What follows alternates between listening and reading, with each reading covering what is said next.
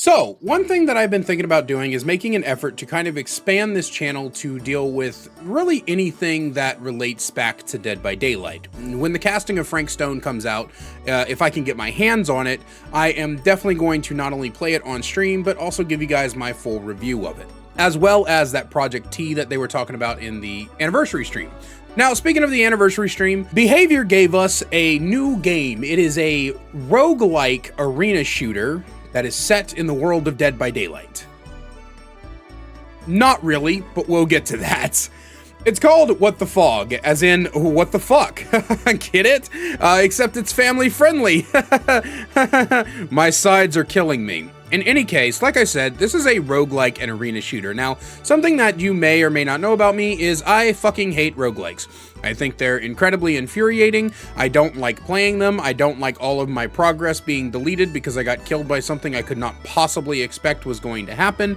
They're very, very frustrating, and as in general, I tend to avoid the genre. Now, that's not to say that I've never liked the roguelike ever, because I do actually enjoy Darkest Dungeon. But the thing about Darkest Dungeon is that the reason I enjoy it is because it's a game that I can kind of play mindlessly.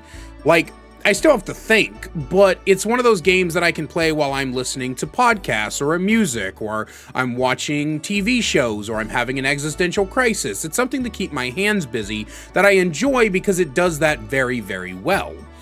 Although I have had people tell me that Hades is pretty good and the second game just dropped, so maybe I'll look into those as well at some point, but for the most part, I don't like roguelikes. However, I do love arena shooters. I herald Doom 2016 as one of the best games ever made. I love the original Doom. I love Wizarddom. I love pretty much anything that is arena shooter.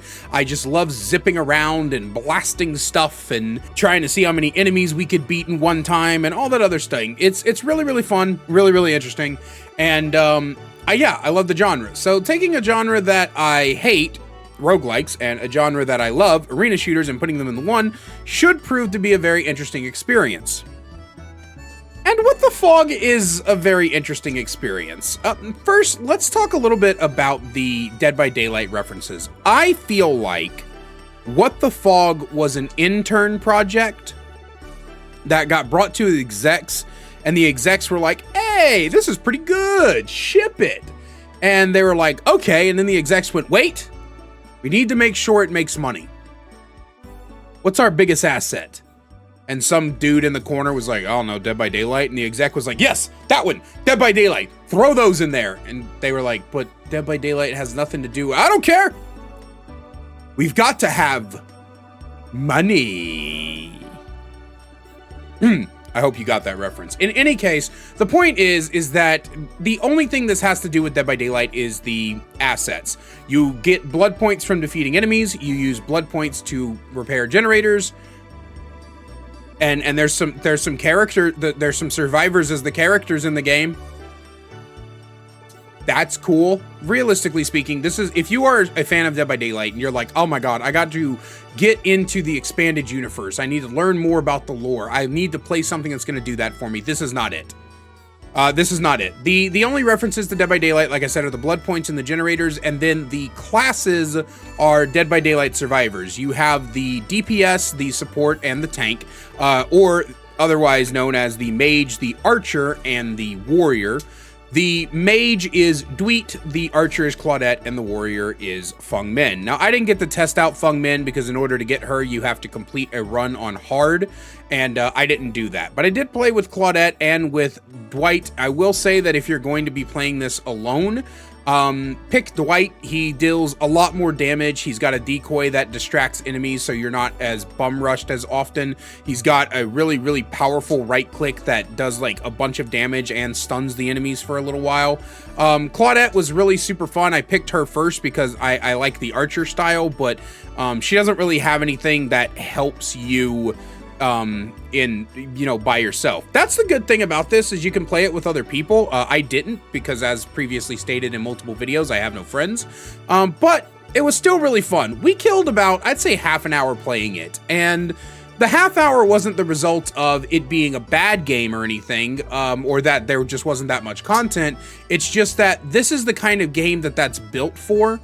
This is the kind of game where you boot it up, you play it for an hour, maybe an hour and a half, and then you put it down.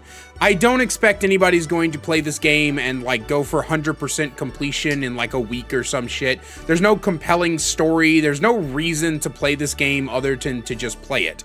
It's a time killer game. It's a game that's played for the purposes of killing time, and that's it. And that's not a bad thing. That's not an awful thing. That's not something that I think is against the game. I think that's actually worth it, right? I got the game for free through the anniversary event, but right now you can buy it for like $5.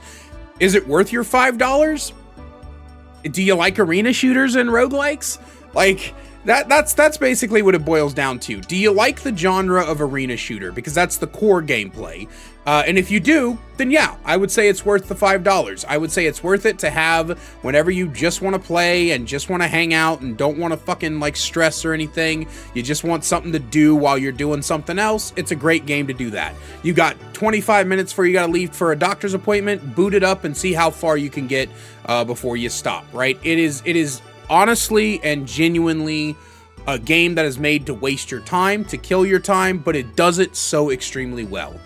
If you're looking for Dead by Daylight lore, you're not going to find it here. If you're looking for a cute, fun little game that is meant to occupy yourself for a little bit, that's what you're going to find.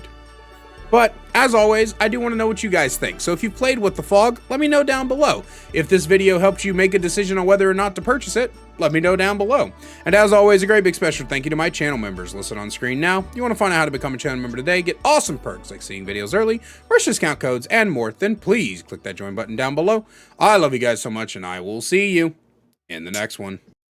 Can't get enough daily Dead by Daylight content? Then check out my second channel, DeKaiser Extras, where I upload gameplay footage, me reacting to your Dead by Daylight clips, and more. We also have a new short that goes live every single day, so you can catch up on all the greatest clips from stream. We'll see you over there. Link is in the description.